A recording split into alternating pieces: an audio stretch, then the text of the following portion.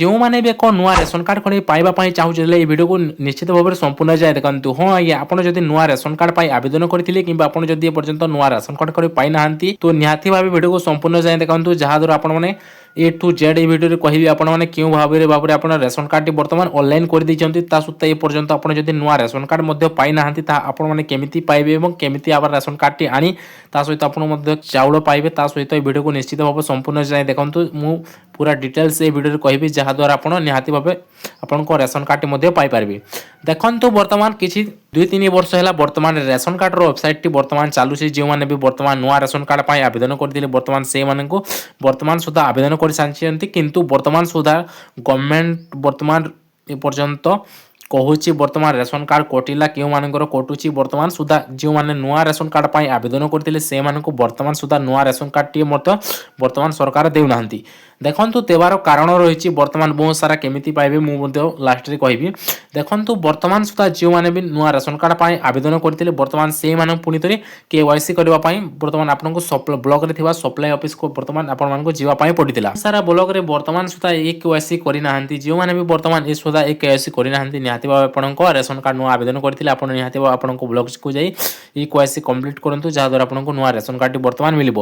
आप भावुवे ration card बर्तमान केमी पाइबू देखु बर्तमान सुधा रेशन कार्ड आपको पाइबापी आपको सप्लाई ऑफिस को जावाई पड़ो सप्लाई ऑफिस टी आप कौन पाइबे आपको ब्लॉक रे थिबा सप्लाई ऑफिस को जी सहित आपको जो सप्लाई ऑफिसर अच्छी से सहित आप जोगाजोग करेंगे से आपको सप्लाई ऑफिसर जिते आपको कार्ड टी आप ऑनलाइन कर तो आप सीधा सप्लाई ऑफिस को जी जो मैंने भी नुआ रेशन कार्ड आवेदन करना तो निहाती भाव आप एप्लाई ऑनलाइन टी करदे जहाद्वारा आपको बर्तमान सुधा वेबसाइट टी चलुची किंतु जो मैंने भी बर्तमान रेशन कार्ड टी पाइबापी चाहते निहाती भाव आपको सप्लाई ऑफिस को जी जावासरे आपको सप्लाई सहित आप कंटाक्ट करेंगे कथबार्ता करने सरे से आपको रेशन कार्ड को बर्तमान आपको योग्य अनुसार जिते भी आपको सेटार एप्रुव करने पड़ो आपको सप्लाई जिते एप्रुव कर